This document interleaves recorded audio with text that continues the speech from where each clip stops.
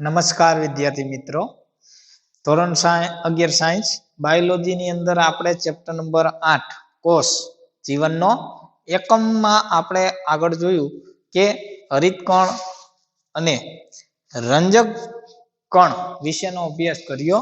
ત્યારબાદ હવે આપણે જોવાનું છે કોષ રસ કંકાલ। કોષ રસ કંકાલ અથવા તો સાયટોસ્કેલેટન। તો કોષની અંદર જે તંતુમય પ્રોટીનની જાળાકાર રચના હોય અથવા તો કોથળી દ્વારા ફેલાયેલી જાળી જેવી રચના હોય એને આપણે શું કહીએ? કોષ રસ કંકાલ કહીએ। તો એની વ્યાખ્યા જોઈએ તો કે કોષ રસમાં રહેલી શું? તો કે કોષ રસમાં રહેલી કેની?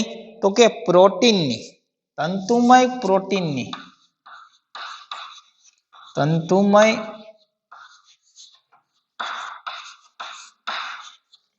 એટલે કેની બનેલી હશે? તો કે પ્રોટીનની। કેવા પ્રોટીનની? તો કે તંતુમય પ્રોટીનની ફેલાયેલી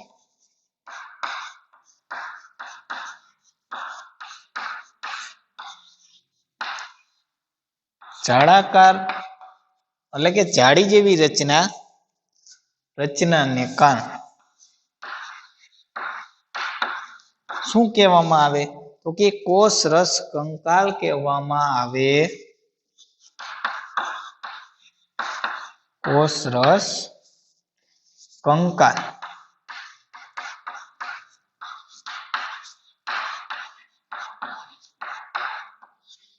કહેવામાં આવે છે। એટલે કે કોષ રસની અંદર, કોષની અંદર જે કોષ રસ રહેલો હશે એ કોષ રસની અંદર કેવી? તો કે તંતુમય પ્રોટીનની એટલે કે પ્રોટીનની ફેલાયેલી જાળાકાર રચનાને આપણે શું કહીએ? કોષ રસ કંકાલ કહીએ છીએ। હવે આ કોષ રસ કંકાલ મુખ્યત્વે 3 ઘટકોનો બનેલો હોય છે। 3 ઘટકો ક્યાં ક્યાં? એક તો સૂક્ષ્મ તંતુઓ,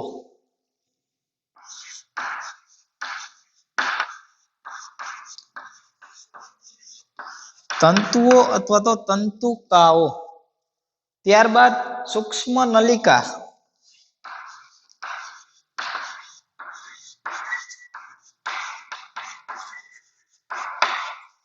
અને ત્રીજો પ્રકાર છે કે આધાર મધ્ય તંતુકો, આંતર મધ્ય તંતુકો।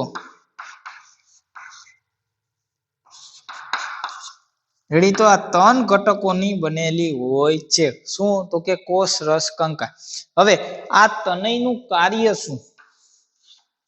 સંયુક્ત રીતે એનું આપણે કાર્ય જોઈએ તો કોષ રસ કંકાલની અંદર જે સૂક્ષ્મ તંતુકો, સૂક્ષ્મ નલિકાઓ અને આંતરમધ્ય તંતુકો જે આવેલા હશે એ ત્રણેયનું મુખ્ય કાર્ય શું? તો કે કોષની અંદર વિવિધ કાર્યો જેવા કે યાંત્રિક મજબૂતાઈ,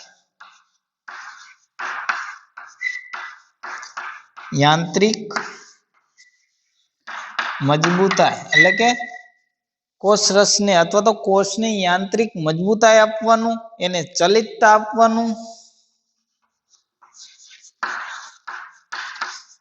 ચલિતતા એટલે શું?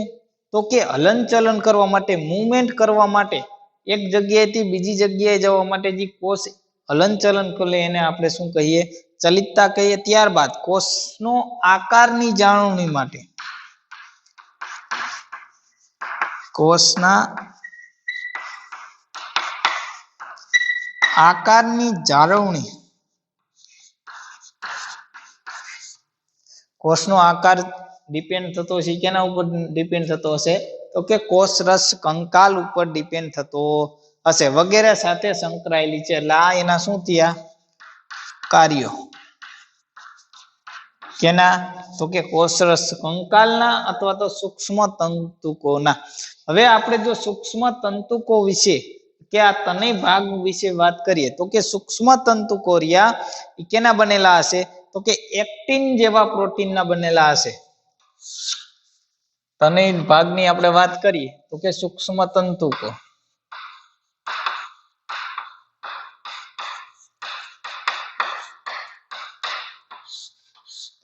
કેના તો કે એક્ટિન જેવા પ્રોટીનના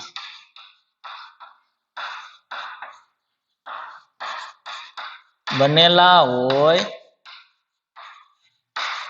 છે। એક્ટિન એક પ્રકારનું શું છે તો કે પ્રોટીન છે। હવે પ્રોટીનના બનેલા હશે ત્યારબાદ તેઓ કેવા તો કે છૂટા છવાયા અથવા તો જાડાકાર કે સમાંતર ગોઠવાયેલા હોય છે।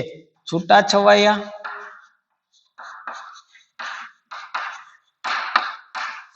ત્યારબાદ જાડાકાર અથવા સમાંતર રીતે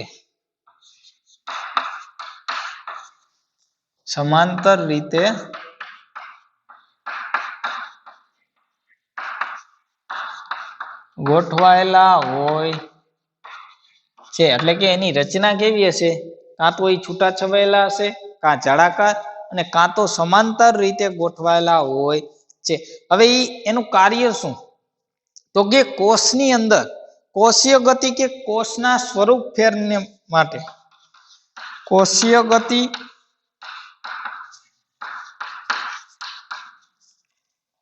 અને સ્વરૂપ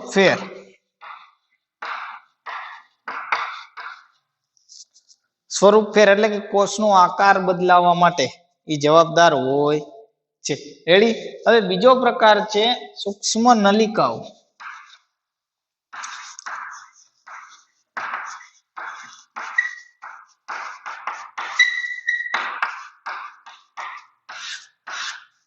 તો સૂક્ષ્મ નલિકા જે રહી એ સૂક્ષ્મ નલિકાઓ ગોળાકાર પ્રોટીન ગ્લોબ્યુલ્સના ટ્યુબ્યુલિન્સના બનેલા હોય છે। કેના એક તો ગોળાકાર પ્રોટીન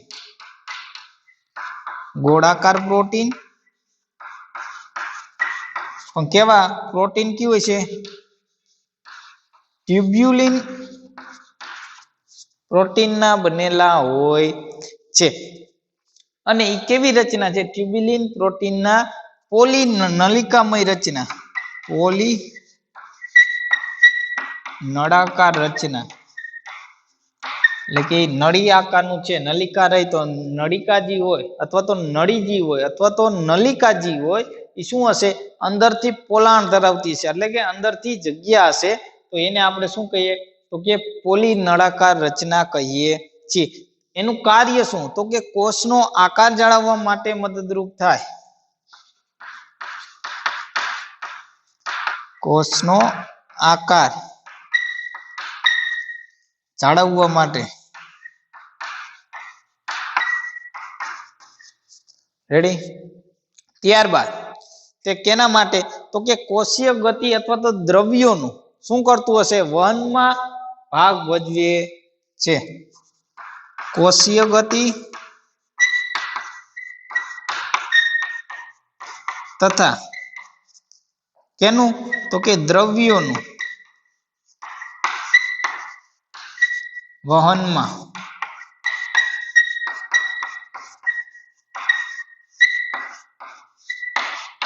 ભાગ ભજવે છે। અલગ અલગ દ્રવ્યોનું જે વહન થતું હશે કોષની અંદર એ કોષનું દ્રવ્યોની અંદર દ્રવ્યોનું વહન કોષની અંદર થતું હશે એ દ્રવ્યોના વહન માટે પણ સૂક્ષ્મ નલિકાઓ મદદરૂપ થતી હશે। ત્યારબાદ રંગસૂત્રોના સ્થાનાંતરણ માટે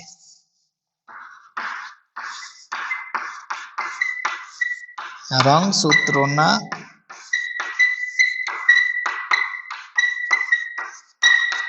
સ્થાનાંતરણ માટે પણ જવાબદાર હોય છે। રેડી। ત્યારબાદ ત્રીજો પ્રકાર જોઈએ આંતરમધ્યક તંતુકો અથવા તો મધ્યવર્તી તંતુઓ અને આપણે બીજા કયા નામે ઓળખાય તો કે મધ્યવર્તી તંતુઓ રેડી। તો મધ્યવર્તી તંતુ રહ્યા એ કેના માટે તો કે મજબૂત અને ટકાઉ આ કેના બનેલા હશે કે મજબૂત અને ટકાઉ એવા પ્રોટીન કયું કેરાટીનના બનેલા હોય છે। હવે એ શું કરે તે અન્ય તંતુઓ એટલે કે આ સૂક્ષ્મ તંતુકાઓ અને સૂક્ષ્મ નલિકાઓને આધાર આપે છે। તે સૂક્ષ્મ તંતુકો અને કેને સૂક્ષ્મ નલિકાઓને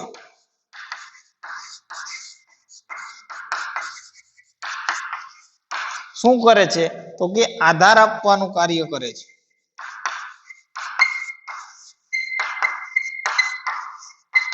જોઈએ કે કોષ રસ કંકાલ, કોષ રસ કંકાલ એટલે કે કોષમાં રહેલી તંતુમય પ્રોટીનની જાળાકાર રચનાને આપણે શું કહીએ કોષ રસ કંકાલ કહીએ છીએ। તે મુખ્યત્વે 3 ભાગની બનેલી હોય તો કે સૂક્ષ્મ તંતુકો, સૂક્ષ્મ નલિકાઓ અને આંતરમધ્ય તંતુકો અથવા તો મધ્યવર્તી તંતુઓ। હવે આ ત્રણેયનું સંયુક્ત કાર્ય શું તો કે મજબૂતાઈ આપવાનું, ચલિતતા આપવાનું અને કોષના આકારની જાળવણી માટે જવાબદાર હોય છે। એટલે કે આ ત્રણેયની સમાન કાર્ય એટલે કે ત્રણેયના ભેગા કાર્યો કયા તો કે યાંત્રિક મજબૂતાઈ, ચલિતતા આપવાનું અને કોષના આકારની જાળવણી। હવે એમાં આપણે સ્ટેપ વાઇઝ જોઈએ કે સૂક્ષ્મ તંતુકો રહ્યા એ એક્ટિન પ્રોટીનના બનેલા હોય, છૂટાછવાયા જાળાકાર કે સમાંતર રીતે ગોઠવાયેલા હોય। ત્યારબાદ એ કેના માટે તો કે કોષીય ગતિ અને સ્વરૂપ ફેર કેનું તો કે કોષના સ્વરૂપને બદલાવવા માટે જવાબદાર હોય છે। ત્યારબાદ સૂક્ષ્મ નલિકાઓ, તો સૂક્ષ્મ નલિકાઓ કેના તો કે ટ્યુબ્યુલિન પ્રોટીનની બનેલી હોય અને એ આખી પોલી નળાકાર રચના ધરાવતી હોય છે। તે કોષના આકારને જાળવવા માટે જવાબદાર હોય। ત્યારબાદ દ્રવ્યનું વહન અથવા તો કોષીય ગતિ માટે એ ભાગ ભજવે છે તથા રંગસૂત્રોનું સ્થાનાંતર ક્યારે થાય જ્યારે કોષ વિભાજન થતું હશે ત્યારે એક કોષમાંથી બીજા કોષની અંદર રંગસૂત્રનું સ્થાનાંતર થતું હોય તો એ સ્થાનાંતર પણ કેના દ્વારા થતું હશે સૂક્ષ્મ નલિકાઓ દ્વારા થતું હશે। અને સૂક્ષ્મ મધ્યવર્તી તંતુકોરિયા એ શું કરતા હશે તો કે એક તો મજબૂત અને ટકાઉ એવા કેરાટીન પ્રોટીનના બનેલા હોય છે। તે સૂક્ષ્મ તંતુકો અને સૂક્ષ્મ નલિકાઓને શું કરે તો કે આધાર આપવાનું કાર્ય કરે છે। રેડી, નોટ ડાઉન કરી લ્યો।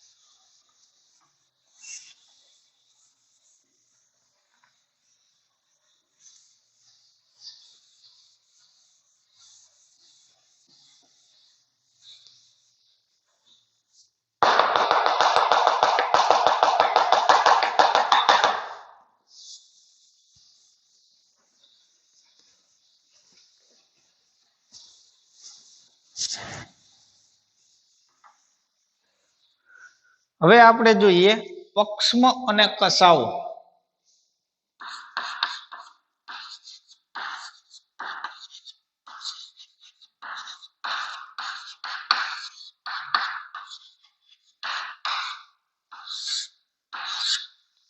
પક્ષમ એટલે કે સિલિયા અને ફ્લેજેલા, શું તો કે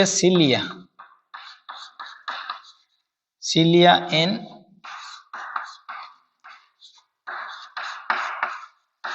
ફ્લેજેલા। તો પક્ષમો અને કક્ષાઓ તે કોષરસ પટલમાં રોમમય બહિર્ભૂત ભાગ છે. શું છે? પક્ષમ અને કશાઓ. પક્ષમો અને કશાઓ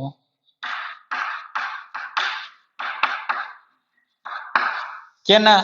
તો કે કોષરસ પટલના. કોષરસ પટલના જે આપણે જોયું હતું કે કોષની આપણે આકૃતિ જોઈ તો કે કોષની અંદર શું આવેલું હોય? એક તો બાહ્ય દિવાલ, જેને આપણે શું કહીએ? કોષ દિવાલ. કોષ દિવાલની અંદર કોષરસ પટલ, અને કોષરસ પટલની અંદર શું હશે? કોષરસ હશે, કોષ કેન્દ્ર વગેરે ઘટનાઓ હોય. તો આ કોષરસ પટલ જે રહ્યું બીજો ભાગ, તો એ બીજા ભાગને અથવા તો બીજી જે દિવાલ રહી એ દિવાલને આપણે શું કહીએ? કોષરસ પટલ કહીએ. કોષરસ પટલના રોમમય એટલે કે નાની રચના આવી કે જે ધારિક આ આપણું કોષરસ પટલ. કોષરસ પટલ. આ કોષરસ પટલનું શું થશે? એમાંથી ઉત્પન્ન થતી રચના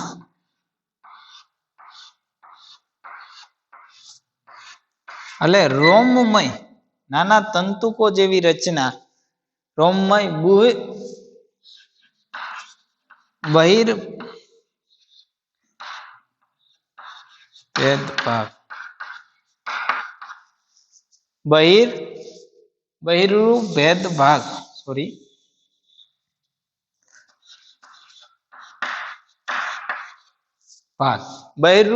ભાગ એટલે કે બહારની તરફ નીકળતી એવી રચના. બહારની તરફ એટલે કે કોષની બહારની તરફ જે ભાગ નીકળતો હોય છે એને આપણે શું કહીએ? બહિર્ભેદ ભાગ કહીએ છીએ. એટલે કે કશા અને પક્ષમો એ શું છે? તો કે કોષરસ પટલમાંથી ઉત્પન્ન થતી રોમમય બહિર્ભૂત ભાગ છે, અથવા તો બહારનો ભાગ. બહારનો ભાગ છે. રેડી? અને તે નાની સંરચના છે અને હલેસા જેવી રચના ધરાવે. નાની સંરચના તથા એની રચના કેના જેવી છે? તો કે હલેસા જેવી. હલેસા જેવી રચના. હવે હલેસા શું છે?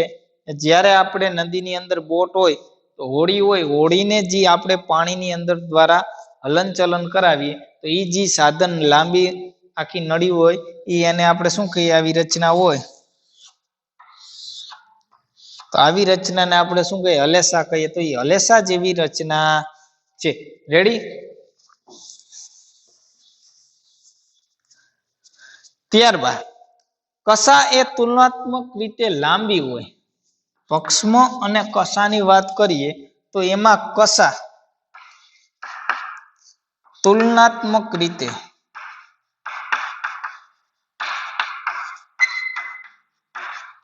કેવી છે? લાંબી અને કોષીય ગતિ માટે જવાબદાર. લાંબી અને કોષીય ગતિ માટે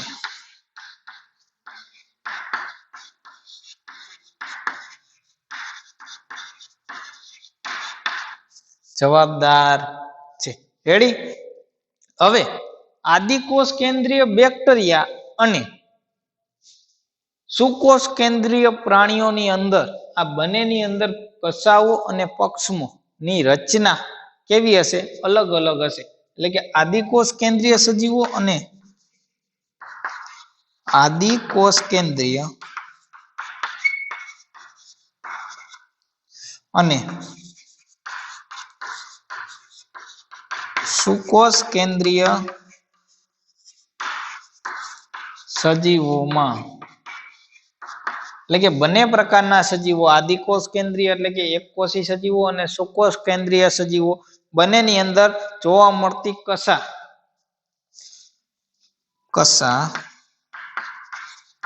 રચનાત્મક રીતે કેવી હશે? અલગ અલગ જોવા મળતી હશે।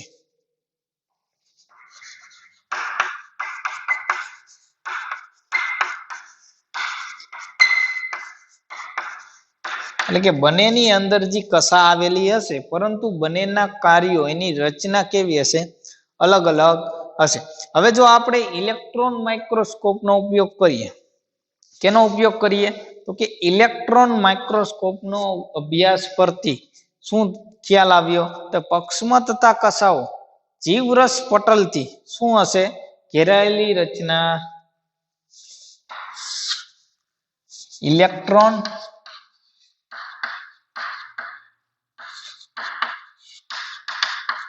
માઇક્રોસ્કોપના અભ્યાસ પર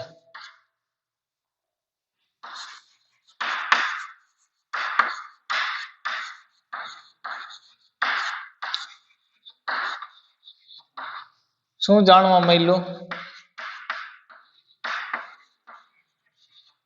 જાણવા મળ્યું કે કસાઓ અને પક્ષમો અથવા તો પક્ષમો અને કસાઓ શું છે? તો કે જીવરસ પટલથી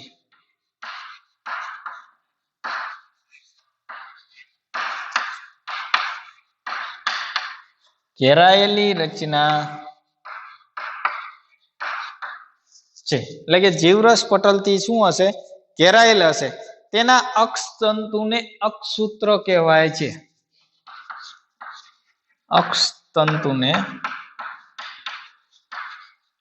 શું કહેવાય? અક્ષતંતુને અક્ષસૂત્ર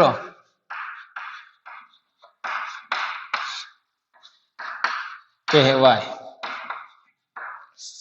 તેની રચનામાં આપણે જોશું કે જે ઘણી બધી સૂક્ષ્મ નલિકાઓની બનેલી હોય છે। એટલે કે અક્ષતંતુરિયા ઈ શું હશે? ઘણી બધી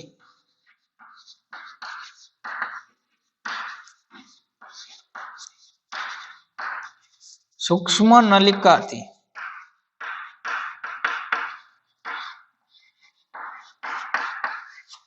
બનેલી હોય છે। હવે આ સૂક્ષ્મ નલિકાઓ જે રહી, જે લાંબા અક્ષને શું હોય? કે જે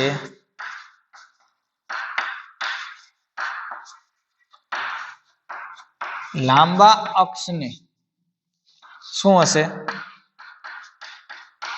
સમાંતર હોય છે। હવે આપણે એની રચના જોઈએ, એ પહેલા તમે નોટ ડાઉન કરી લ્યો।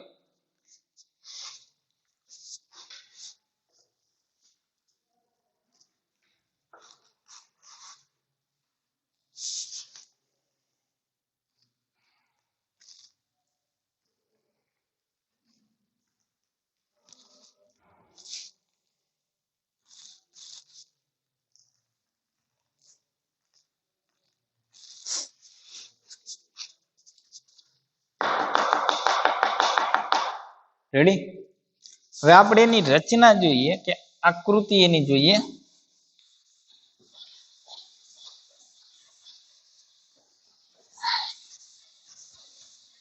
તો કે એના કેન્દ્રના ભાગમાં બે સૂક્ષ્મ નલિકા આવેલી હોય છે। રેડી? શું આવેલું હશે? તો કે એના કેન્દ્રની અંદર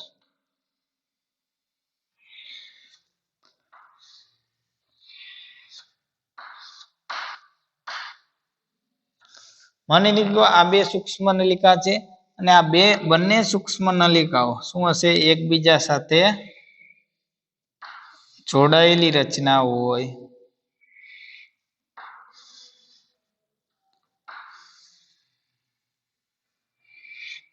રેડી?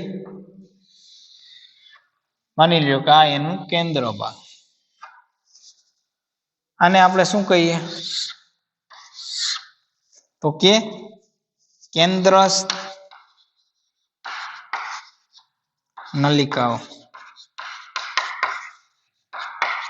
બે સૂક્ષ્મ કેન્દ્રસ્થ નલિકાઓ આવેલી છે અને એના પરિઘના ભાગમાં શું આવેલું હશે? કે જોડની અંદર, એટલે કે બે એક સાથે બે એવી નાની સૂક્ષ્મ નલિકાઓ જોડાયેલી છે। એની સંખ્યા કેટલી હશે? 9। તો માની લ્યો કે 1 2 3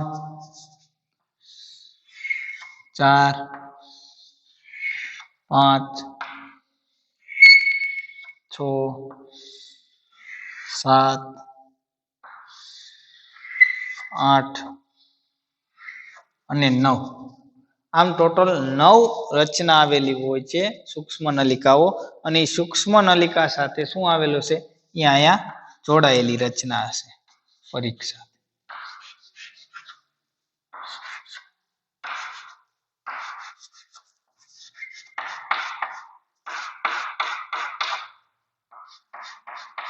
અને એની સાથે બીજી બે રચનાઓ જોડાયેલી હોય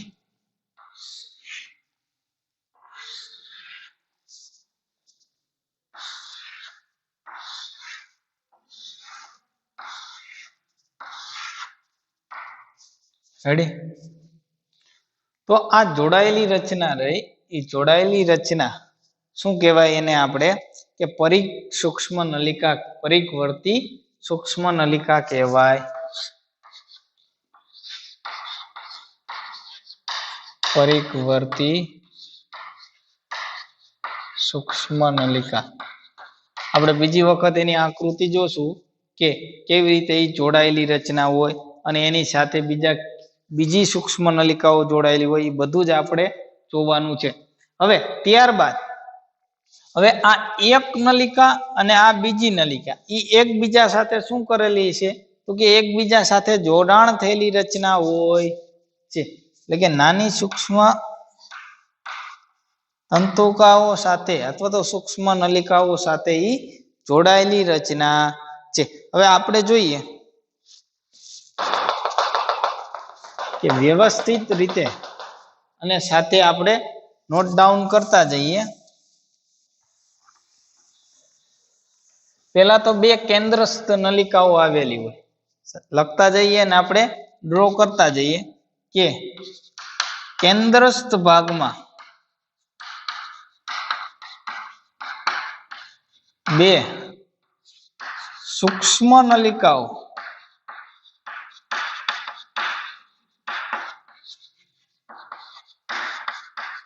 આવેલી હોય છે રેડી તો આપણે બે નલિકા દોરીએ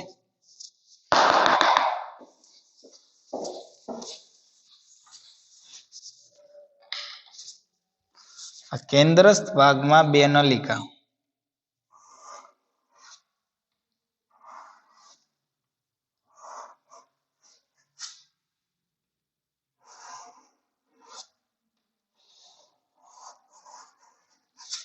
તે એકબીજા સાથે શું કરતું હશે જોડાણ ધરાવતી હશે એટલે બે સૂક્ષ્મ નલિકા થઈ ગઈ હવે એને શું તો કે પરિઘવર્તી ભાગમાં એના પરિઘવર્તી ભાગમાં માની લ્યો કે એનો પરિઘવર્તી ભાગ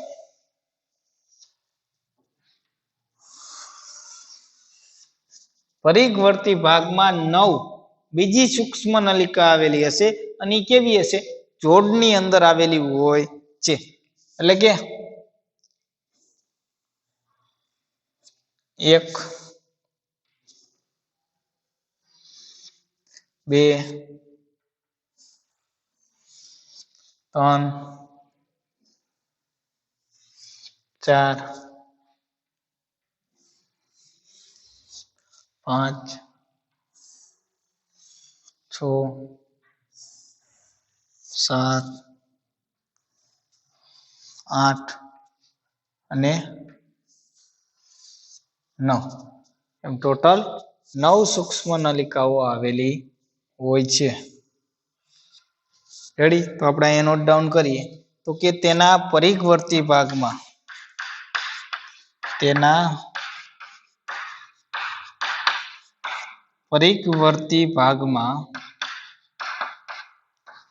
દ્વિખંડી અથવા તો જોડમાં 9 સૂક્ષ્મ નલિકાઓ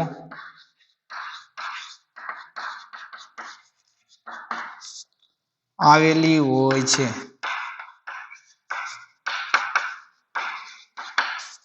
હવે આ સૂક્ષ્મ નલિકાઓ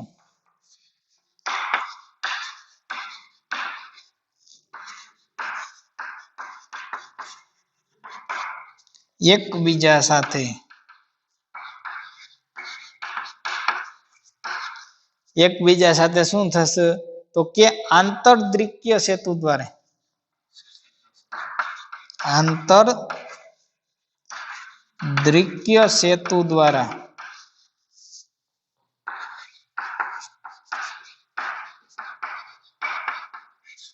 જોડાયેલી હોય છે રેડી તો આપણે દ્વિકીય દોરી લઈએ તો કે આ દ્વિકીય રચના એની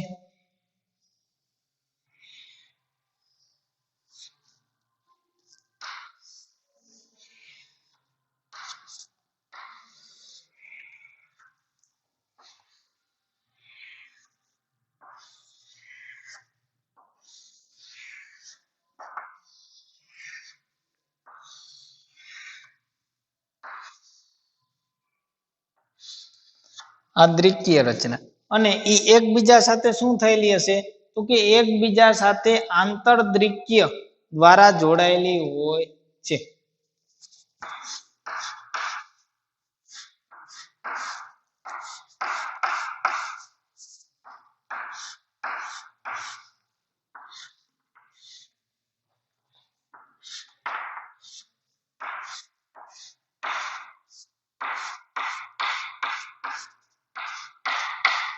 એકબીજા સાથે શું તો કે આંતરદ્વિકીય પટલ દ્વારા જોડાયેલી હોય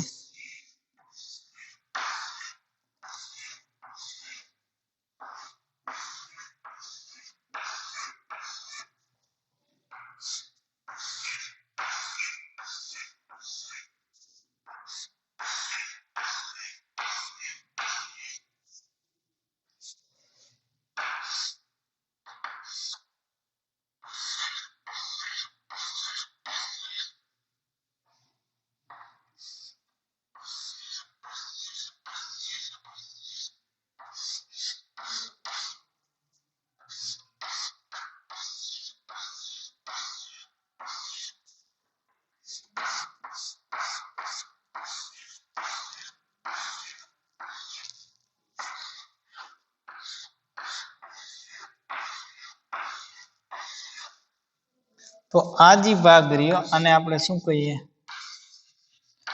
આંતરદ્વિકીય સેતુ આ પરિઘવર્તી નલિકા પરિઘવર્તી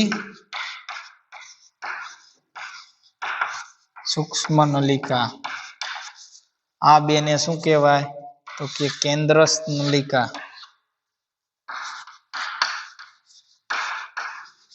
કેન્દ્રસ્થ સૂક્ષ્મ નલિકા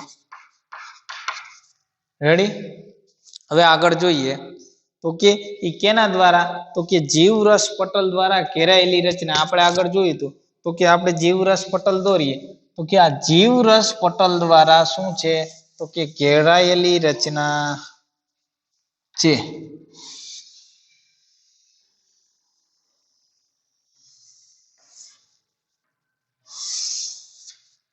તો આ શું થયું તો કે જીવરસ પટલ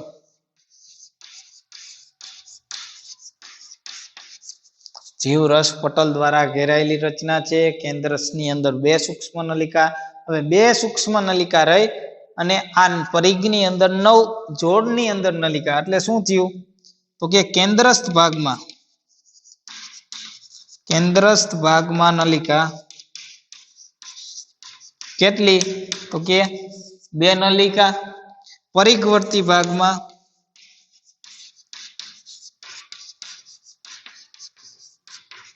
તો કે 9 જોડ ટોટલ કેટલી થઈ 18 થાય હવે તો એનો હિસાબ કેવી રીતે થયો તો કે 9 જોડ પ્લસ 2